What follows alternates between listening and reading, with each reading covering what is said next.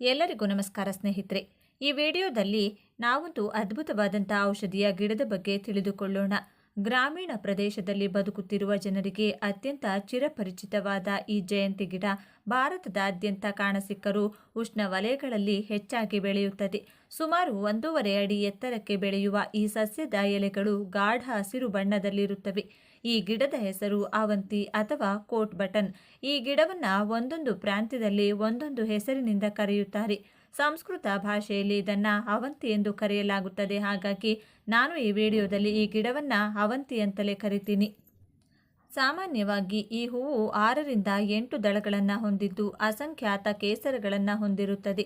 ಈ ಹೂಗಳು ಪಕ್ವವಾದ ಬಳಿಕ ಕೂದಲಿನ ಎಳೆಗಳ ರೀತಿಯ ರಚನೆಯನ್ನು ಹೊಂದಿ ಗಾಳಿಯಲ್ಲಿ ಹಾರಿ ಹೋಗುವ ಮೂಲಕ ಬೀಜಗಳ ಪ್ರಸರಣ ಉಂಟಾಗುತ್ತದೆ. ಈ ಗಿಡದ ಎಲೆಗಳು ನೆಲದ ಮೇಲೆ ಹರಡಿಕೊಂಡಿರುತ್ತವೆ.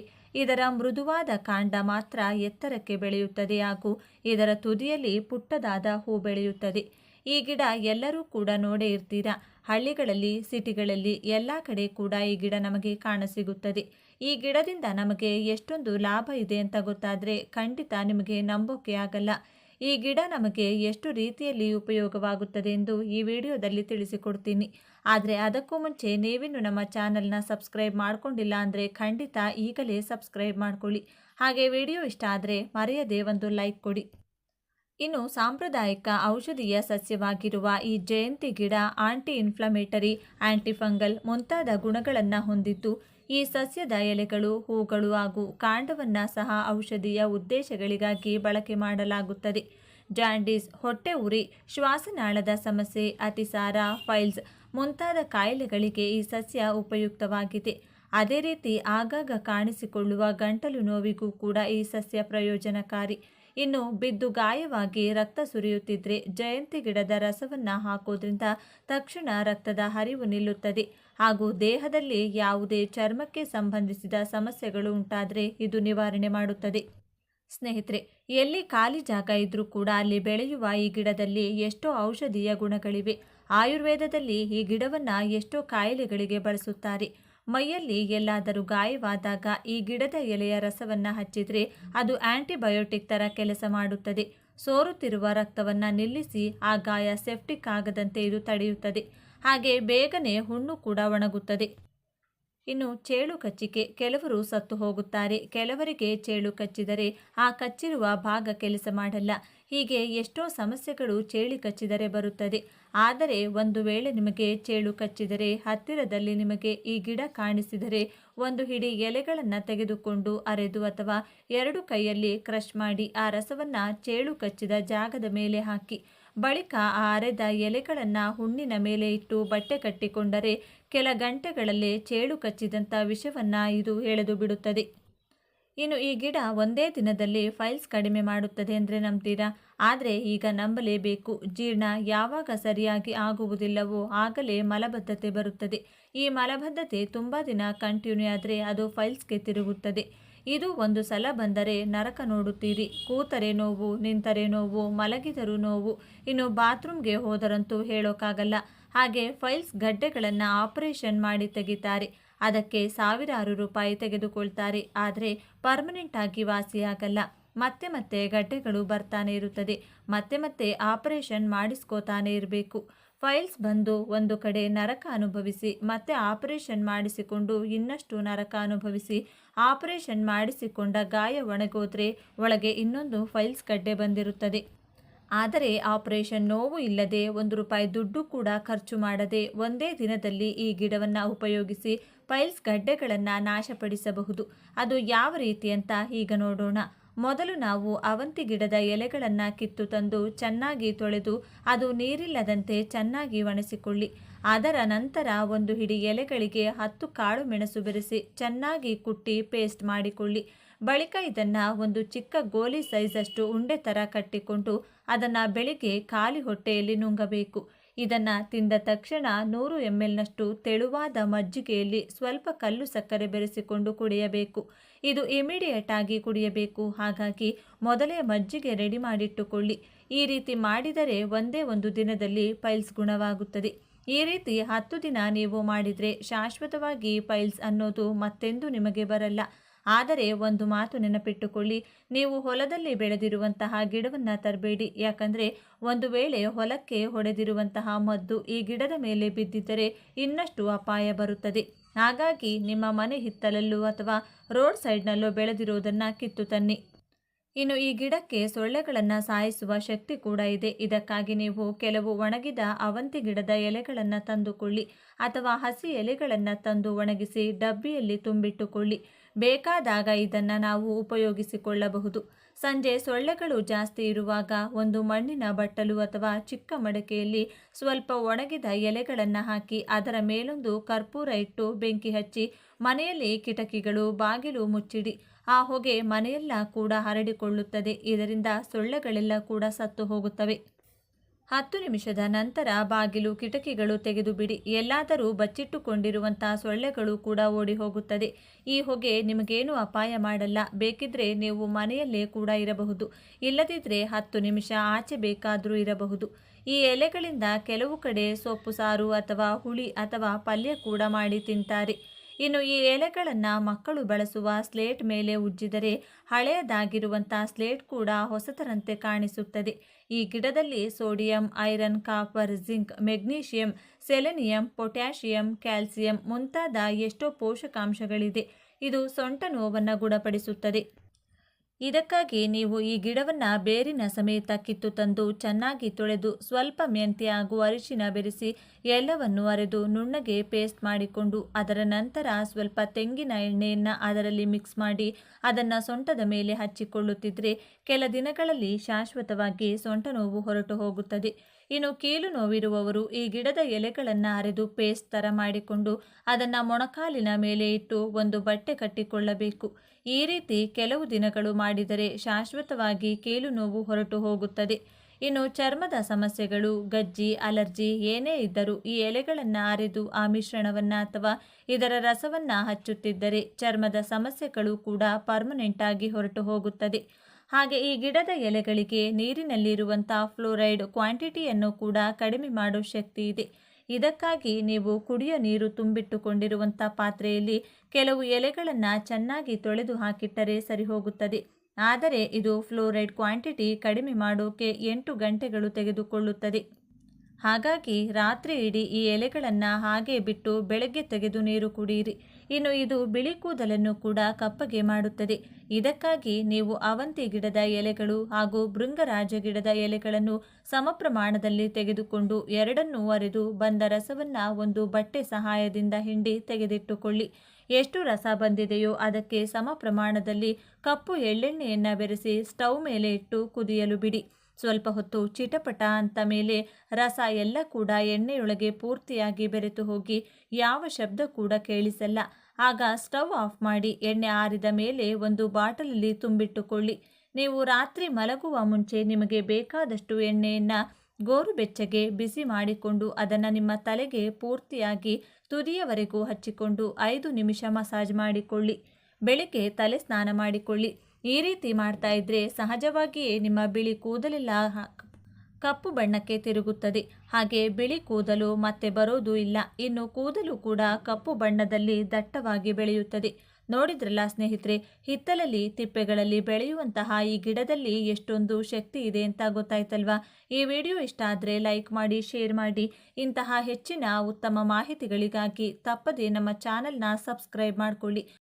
ಹಿಂದೂ ಧರ್ಮದಲ್ಲಿ ವೀಳ್ಯದೆಲೆಗೆ ವಿಶೇಷ ಮಹತ್ವವಿದೆ. ವ್ಯಾಪಾರದಲ್ಲಿ ಲಾಭ, ಗೃಹಶಾಂತಿ, ಸಂಪತ್ತು, ಆಕರ್ಷಣೆ ಮತ್ತು ಸುಖದ ದಾಂಪತ್ಯಕ್ಕೆ ವೀಳ್ಯದೆಲೆಯನ್ನು ಬಳಸುವ ವಿಧಾನಗಳನ್ನು ನೋಡೋಣ. ಹಿಂದೂ ಧರ್ಮದಲ್ಲಿ ವೀಳ್ಯದೆಲೆಗೆ ವಿಶೇಷ ಮಹತ್ವವನ್ನು ನೀಡಲಾಗಿದೆ. ವೀಳ್ಯದೆಲೆಯನ್ನು ಶುಭ ಕಾರ್ಯಗಳಲ್ಲಿ ಬಳಸಲಾಗುತ್ತದೆ. ಪೂಜೆಯ ಸಮಯದಲ್ಲಿ ವೀಳ್ಯದೆಲೆಯನ್ನು ಬಳಸುವುದರಿಂದ ಭಗವಂತನ ಆಶೀರ್ವಾದ ಸಿಗುತ್ತದೆ ಎಂದು ನಂಬಲಾಗಿದೆ. ಜ್ಯೋತಿಷ್ಯ ಪರಿಹಾರಕ್ಕಾಗಿ ಸಹ ವೀಳ್ಯದೆಲೆಯನ್ನು ಬಳಸಲಾಗುತ್ತದೆ. ಇಂದು ಹಣದ ಕೊರತೆಯನ್ನು ಹೋಗಲಾಡಿಸಲು ವೀಳ್ಯದೆಲೆಯನ್ನು ಬಳಸುವುದು ಹೇಗೆ ಎಂಬುದನ್ನು ನೋಡೋಣ ಬನ್ನಿ. ಸ್ನೇಹಿತರೆ, ವೀಳ್ಯದೆಲೆ ಗಿಡ ನಿಮ್ಮ ಮನೆಯಲ್ಲಿದ್ದರೆ ಏನಾಗುತ್ತೆ ಗೊತ್ತಾ? ತುಂಬ ಜನರಿಗೆ ಇದರ ಬಗ್ಗೆ ಅಷ್ಟೊಂದು ಮಾಹಿತಿ ಇಲ್ಲ. ಹಾಗಾದರೆ ವೀಳ್ಯದೆಲೆ ಗಿಡ ಮನೆಯಲ್ಲಿದ್ದರೆ ಏನಾಗುತ್ತದೆ? ಈ ಗಿಡದಿಂದ ಏನೆಲ್ಲ ಪ್ರಯೋಜನಗಳು ಸಿಗುತ್ತೆ? ಅಷ್ಟಕ್ಕೂ ಮನೆಯಲ್ಲಿ ವೀಳ್ಯದೆಲೆ ಗಿಡ ಬೆಳೆಸಬಹುದಾ ಇಲ್ವಾ? ಈ ಎಲ್ಲ ವಿಷಯಗಳನ್ನು ಈ ವಿಡಿಯೋದಲ್ಲಿ ತಿಳಿದುಕೊಳ್ಳೋಣ. ಆದರೆ ಅದಕ್ಕೂ ಮುಂಚೆ ನೀವಿನ್ನು ನಮ್ಮ ಚಾನಲ್ನ ಸಬ್ಸ್ಕ್ರೈಬ್ ಮಾಡಿಕೊಂಡಿಲ್ಲ ಅಂದರೆ ಖಂಡಿತ ಈಗಲೇ ಸಬ್ಸ್ಕ್ರೈಬ್ ಮಾಡ್ಕೊಳ್ಳಿ. ಹಾಗೆ ಈ ವಿಡಿಯೋ ಇಷ್ಟ ಆದರೆ ಮರೆಯದೆ ಒಂದು ಲೈಕ್ ಕೊಡಿ. ಎಲ್ಲರೂ ಭಕ್ತಿಯಿಂದ ಜೈ ಹನುಮಾನ್ ಅಂತ ಕಮೆಂಟ್ ಮಾಡಿ. ವ್ಯವಹಾರದಲ್ಲಿ ಲಾಭ ಗಳಿಸಲು ವೀಳ್ಯದೆಲೆಯಿಂದ ಪರಿಹಾರ. ನಿಮ್ಮ ವ್ಯವಹಾರವು ದೀರ್ಘಕಾಲದವರೆಗೆ ಮಂದಗತಿಯಲ್ಲಿ ಎದುರಿಸುತ್ತಿದ್ದರೆ ವೀಳ್ಯದೆಲೆಗೆ ಸಂಬಂಧಿಸಿದ ಈ ಪರಿಹಾರವು ನಿಮಗೆ ತುಂಬ ಉಪಯುಕ್ತವಾಗಬಹುದು. ಇದಕ್ಕಾಗಿ ಶನಿವಾರದಂದು 5 ವೀಳ್ಯದೆಲೆಗಳನ್ನು ಒಂದು ದಾರದಲ್ಲಿ ಕಟ್ಟಿ ನಿಮ್ಮ ಅಂಗಡಿಯ ಪೂರ್ವ ದಿಕ್ಕಿನಲ್ಲಿರಿಸಿ. ಪ್ರತಿ ಶನಿವಾರ ಈ ಎಲೆಗಳನ್ನು ಬದಲಾಯಿಸಿ ಮತ್ತು ಹಳೆಯ ಎಲೆಗಳನ್ನು ಹರಿಯುವ ನೀರಿಗೆ ಎಸೆಯಿರಿ. ಈ ಪರಿಹಾರವನ್ನು ಅಳವಡಿಸಿಕೊಳ್ಳುವ ಮೂಲಕ ನೀವು ವ್ಯವಹಾರದಲ್ಲಿ ಲಾಭ ಗಳಿಸಬಹುದು. ಸ್ನೇಹಿತರೆ, ಈ ವೀಳ್ಯದೆಲೆ ಗಿಡ ಬಳ್ಳಿ ರೂಪದಲ್ಲಿ ಬೆಳೆಯುವಂಥದ್ದು. ತುಂಬ ಜನ ಈ ಗಿಡವನ್ನು ಮನೆಯಲ್ಲಿ ಬೆಳೆಸ್ತಾ ಇರ್ತಾರೆ. ಪ್ರತಿದಿನ ರಾತ್ರಿ ಮಲಗುವ ಮುಂಚೆ ಬೀಡ ಅಥವಾ ವೀಳ್ಯದೆಲೆ ತಿನ್ನುವಂಥ ಅಭ್ಯಾಸ ತುಂಬ ಜನರಿಗೆ ಇರುತ್ತದೆ. ಈ ಗಿಡವನ್ನು ನಾಗವಲ್ಲಿ ಗಿಡ ಅಂತಲೂ ಕರೆಯುತ್ತಾರೆ. ಹಿಂದೂ ಧರ್ಮದ ಪ್ರಕಾರ ವೀಳ್ಯದೆಲೆ ಗಿಡಕ್ಕೆ ಎಷ್ಟೋ ವಿಶಿಷ್ಟತೆ ಇದೆ. ಆಯುರ್ವೇದದಲ್ಲೂ ಕೂಡ ವೀಳ್ಯದೆಲೆಯನ್ನು ಔಷಧಿಗಳಲ್ಲಿ ಬಳಸುತ್ತಾರೆ. ಯಾವ ಮನೆಯಲ್ಲಿ ವೀಳ್ಯದೆಲೆ ಗಿಡ ಇರುತ್ತದೋ ಆ ಮನೆಯಲ್ಲಿ ಶನೇಶ್ವರ ಪ್ರವೇಶಿಸುವುದಿಲ್ಲ ಎಂದು ಪಂಡಿತರು ಹೇಳುತ್ತಾರೆ. ವೀಳ್ಯದೆಲೆ ಗಿಡ ನಿಮ್ಮ ಮನೆಯಲ್ಲಿದ್ದರೆ ನಿಮ್ಮ ಕಷ್ಟಗಳೆಲ್ಲ ಕೂಡ ಹೊರಟು ಹೋಗುತ್ತೆ. ನಿಮ್ಮ ಅದೃಷ್ಟ ಕುಲಾಯಿಸಿ ಮುಟ್ಟಿದ್ದೆಲ್ಲವೂ ಚಿನ್ನವಾಗುತ್ತದೆ. ಈ ಗಿಡ ನಮ್ಮ ಮನೆಯಲ್ಲಿದ್ದರೆ ನಮಗೆ ಯಾವ ಗ್ರಹದೋಷಗಳು ಕೂಡ ತಗುಲುವುದಿಲ್ಲ. ಭೂತ ಪ್ರೇತ ಪಿಶಾಚಿಗಳು ನಮ್ಮ ಮನೆಯ ಆಸುಪಾಸಿಗೂ ಬರುವುದಿಲ್ಲ. ಈ ವೀಳ್ಯದೆಲೆ ಗಿಡ ಮನೆಯಲ್ಲಿದ್ದರೆ ಸಾಕ್ಷಾತ್ ಆಂಜನೇಯ ಸ್ವಾಮಿ ನಮ್ಮ ಮನೆಯಲ್ಲಿ ನೆಲೆಸಿದಂತೆ ಲೆಕ್ಕ. ಈ ಗಿಡ ದಿನೇ ದಿನೇ ಬೆಳೆಯುತ್ತಾ ಹೊಸ ಹೊಸ ಎಲೆಗಳು ಚಿಗುರಿದರೆ ನಮ್ಮ ಮೇಲೆ ಲಕ್ಷ್ಮೀ ಕಟಾಕ್ಷ ಚೆನ್ನಾಗಿದೆ ಎಂದು ಅರ್ಥ. ವಿಪರೀತವಾಗಿ ಸಾಲ ಅಥವಾ ಆರ್ಥಿಕ ಸಮಸ್ಯೆ ಇರುವವರು ವೀಳ್ಯದೆಲೆ ಗಿಡವನ್ನು ಮನೆಯಲ್ಲಿ ಬೆಳೆಸಿದರೆ ಒಳ್ಳೆಯದು. ಎಷ್ಟೇ ಹಣ ಬಂದರೂ ಕೈಯಲ್ಲಿ ನಿಲ್ಲದೆ ಖರ್ಚಾಗುತ್ತಿದ್ದರೆ ಅವರು ಪ್ರತಿದಿನ ಒಂದು ವೀಳ್ಯದೆಲೆ ತೆಗೆದುಕೊಂಡು ಸ್ವಲ್ಪ ಎಳ್ಳೆಣ್ಣೆ ಬೆರೆಸುವಂಥ ಕುಂಕುಮದಿಂದ ಶ್ರೀರಾಮ್ ಎಂದು ಆ ಎಲೆಯ ಮೇಲೆ ಬರೆದು ಅದನ್ನು ಆಂಜನೇಯ ಸ್ವಾಮಿ ಫೋಟೋ ಮುಂದೆ ಇಟ್ಟು ಪೂಜೆ ಮಾಡಬೇಕು. ಈ ರೀತಿ ನೀವು ನಿಮ್ಮ ಸಮಸ್ಯೆ ಬಗೆಹರಿಯುವವರೆಗೂ ಕೂಡ ಮಾಡಬೇಕು. ಈ ರೀತಿ ನೀವು ಆಂಜನೇಯ ಸ್ವಾಮಿ ಫೋಟೋ ಮುಂದೆ ಇಟ್ಟಿರುವಂಥ ವೀಳ್ಯದೆಲೆಯನ್ನು ಮಾರನೇ ದಿನ ತೆಗೆದು ನೀವೇ ತಿನ್ನಬಹುದು ಅಥವಾ ಹರಿಯೋ ನೀರಿನಲ್ಲಿ ಹಾಕಬಹುದು. ಅಷ್ಟೇ ಹೊರತು ಆ ಎಲೆಯನ್ನು ಕಸದ ಬುಟ್ಟಿಯಲ್ಲೋ ಅಥವಾ ಯಾರಾದರೂ ತುಳಿಯುವಂತಹ ಕಡೆನೂ ಹಾಕಬಾರ್ದು. ಈ ರೀತಿ ಮಾಡೋದ್ರಿಂದ ನಾವು ಲಕ್ಷ್ಮೀ ದೇವಿಯ ಅನುಗ್ರಹವನ್ನು ಪಡ್ಕೋತೀವಿ ಅಂತ ಪಂಡಿತರು ಹೇಳ್ತಾರೆ. ಈ ವೀಳ್ಯದೆಲೆ ಸಹಜವಾಗಿ ತೇವಾಂಶ ಹಾಗೂ ಬಿಸಿ ಇರುವಂಥ ಪ್ರಾಂತ್ಯಗಳಲ್ಲಿ ಹೆಚ್ಚಾಗಿ ಬೆಳೆಯುತ್ತದೆ. ನೀವು ವೀಳ್ಯದೆಲೆ ಗಿಡ ನೆಟ್ಟ 2 ತಿಂಗಳ ನಂತರ ಮಾತ್ರನೇ ಎಲೆ ಕಿತ್ತುಕೊಳ್ಳೋಕೆ ಶುರು ಮಾಡಬಹುದು. ಮನೆಯಲ್ಲಿ ಹಬ್ಬ ಹರಿದಿನ ವ್ರತ ಯಾವುದೇ ಶುಭ ಕಾರ್ಯ ನಡೆದಾಗಲೂ ಕೂಡ ವೀಳ್ಯದೆಲೆ ಬಳಸಿ ತಾಂಬೂಲ ಕೊಡೋದು ಪೂರ್ವ ಕಾಲದಿಂದಲೂ ಬರುತ್ತದೆ. ವೀಳ್ಯದೆಲೆ ಮನೆಯಲ್ಲಿ ಬೆಳೆಸುವುದರಿಂದ ಆರ್ಥಿಕ ಸಮಸ್ಯೆ ಪೂರ್ತಿಯಾಗಿ ನಿವಾರಣೆಯಾಗುತ್ತದೆ ಎಂದು ತುಂಬ ಜನರು ನಂಬುತ್ತಾರೆ. ಕೇವಲ ಆರ್ಥಿಕ ಸಮಸ್ಯೆ ಮಾತ್ರವಲ್ಲದೆ ನಮಗೆ ಬರುವಂತಹ ಎಷ್ಟೋ ಅನಾರೋಗ್ಯ ಸಮಸ್ಯೆಗಳನ್ನು ಕೂಡ ಈ ಎಲೆ ನಿವಾರಿಸುತ್ತದೆ. ಗಂಟಲು ನೋವನ್ನು ಕಡಿಮೆಯಾಗಿಸುವುದರಲ್ಲಿ ಈ ವೀಳ್ಯದೆಲೆ ರಸ ತುಂಬ ಸಹಾಯ ಮಾಡುತ್ತದೆ. ವೀಳ್ಯದೆಲೆಯಲ್ಲಿ ಫೈಬರ್ ಅಂಶ ಅಧಿಕವಾಗಿರುತ್ತದೆ. ಇದನ್ನು ಪ್ರತಿದಿನ ಊಟದ ನಂತರ ಅಥವಾ ಮಲಗುವ ಮುಂಚೆ ತಿಂದರೆ ಜೀರ್ಣಶಕ್ತಿ ಉತ್ತಮವಾಗಿ ನಡೆಯುತ್ತದೆ. ವಾಸ್ತುಶಾಸ್ತ್ರದ ಪ್ರಕಾರ ನಾವು ಮನೆಯಲ್ಲಿ ಬೆಳೆಸುವಂತಹ ಗಿಡ ಮರಗಳು ಅಥವಾ ಇಟ್ಟುಕೊಳ್ಳುವಂಥ ವಸ್ತುಗಳು ನಮ್ಮ ಸ್ಥಿತಿಗತಿಯ ಮೇಲೆ ಪರಿಣಾಮವನ್ನು ಬೀರುತ್ತದೆ. ಹಾಗಾಗಿ ನಾವು ಬೆಳೆಸುವಂತಹ ಗಿಡ, ಅದನ್ನು ಇಡುವಂತಹ ಜಾಗ ಎಲ್ಲವೂ ಕೂಡ ವಾಸ್ತು ಪ್ರಕಾರ ಇದ್ದರೆ ಒಳ್ಳೆಯದು. ವೀಳ್ಯದೆಲೆ ಗಿಡ ಮನೆಯಲ್ಲಿ ಬೆಳೆಸೋದ್ರಿಂದ ಸುಲಭವಾಗಿ ಧನಲಾಭ ಉಂಟಾಗುತ್ತದೆ ಎಂದು ವಾಸ್ತುಶಾಸ್ತ್ರದ ನಿಪುಣರು ಹೇಳುತ್ತಿದ್ದಾರೆ. ನಾವು ಸರಿಯಾದ ದಿಕ್ಕಿನಲ್ಲಿ ಬೆಳೆಸಿದರೆ ಒಳ್ಳೆ ಶುಭ ಫಲ ಪಡೆದುಕೊಳ್ತೇವೆ. ಮನೆಯಲ್ಲಿ ಗಿಡಗಳನ್ನು ಬೆಳೆಸುವವರು ಸಿಂಹದ್ವಾರದ ಮುಂದೆಯಾಗಲಿ ಅಥವಾ ಕಿಟಕಿ ಪಕ್ಕದಲ್ಲಿ ಹೆಚ್ಚಾಗಿ ಬೆಳೆಸುತ್ತಾರೆ. ನಮ್ಮ ಹಿಂದೂ ಧರ್ಮದ ಪ್ರಕಾರ ತುಳಸಿ ಗಿಡದ ನಂತರ ಅಷ್ಟೇ ಪವಿತ್ರತೆ ವೀಳ್ಯದೆಲೆ ಗಿಡಕ್ಕೆ ಕೊಡಲಾಗಿದೆ. ಸಿಂಹದ್ವಾರದ ಮುಂದೆ ಅಥವಾ ಕಿಟಕಿ ಪಕ್ಕದಲ್ಲಿ ಗಿಡಗಳನ್ನು ಯಾವಾಗಲೂ ಕೂಡ ಬೆಳೆಸಬಾರದು. ಈ ರೀತಿ ಬೆಳೆಸೋದ್ರಿಂದ ಮನೆ ಯಜಮಾನನಿಗೆ ಕೇಡು ಸಂಭವಿಸುವ ಸಾಧ್ಯತೆ ಇದೆ. ಮನೆಯಲ್ಲಿ ಹಣ್ಣಿನ ಗಿಡಗಳು ಬೆಳೆಸಬೇಕು ಅಂದುಕೊಳ್ಳುವವರು ಪೂರ್ವ ಹಾಗೂ ಉತ್ತರದ ಕಡೆ ಜಾಗ ಖಾಲಿ ಬಿಟ್ಟು ಬೇರೆ ದಿಕ್ಕಿನಲ್ಲಿ ಬೆಳೆಸಬೇಕು. ಈಶಾನ್ಯ ಭಾಗದಲ್ಲಿ ಸೂಜಿ ಮೊನೆಯಷ್ಟು ಭಾರ ಕೂಡ ಇಡಬಾರದಂತೆ. ಹಾಗಾಗಿ ಯಾವ ಗಿಡ ಅಥವಾ ಮರವನ್ನು ಈಶಾನ್ಯ ದಿಕ್ಕಿನಲ್ಲಿ ಬೆಳೆಸಬೇಡಿ.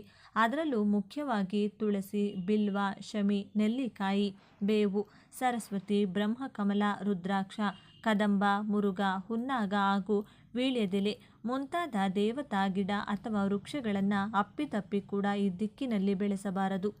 ನಾವು ಇಷ್ಟ ಬಂದ ದಿಕ್ಕಿನಲ್ಲಿ ಇವುಗಳನ್ನು ಬೆಳೆಸಿದರೆ ಈ ಗಿಡಗಳು ಬೆಳೆಯುವುದಿಲ್ಲ. ನೀವು ಒಂದರ ಹಿಂದೆ ಒಂದು ಎಂಬಂತೆ ಎಷ್ಟು ಗಿಡಗಳು ನೆಟ್ಟರೂ ಕೂಡ ಅದು ಬೆಳೆಯುವುದಿಲ್ಲ. ಅದೇ ಒಂದು ವೇಳೆ ವಾಸ್ತು ಪ್ರಕಾರ ನೀವು ಈ ಗಿಡಗಳನ್ನು ನೆಟ್ಟರೆ ಅದು ಬೇಗನೆ ಬೆಳೆಯುತ್ತದೆ. ಹಾಗೆ ಎಲೆಗಳು ಕೂಡ ಹಚ್ಚ ಹಸಿರಾಗಿರುತ್ತದೆ.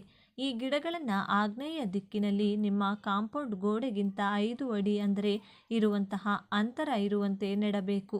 ತುಳಸಿ ಗಿಡವನ್ನು ಪೂರ್ವ ಅಥವಾ ಆಗ್ನೇಯ ದಿಕ್ಕಿನಲ್ಲಿ ಪಾಟ್ ಅಥವಾ ತುಳಸಿ ಕೋಟೆಯಲ್ಲಿ ಮಾತ್ರ ನೆಡಬೇಕು.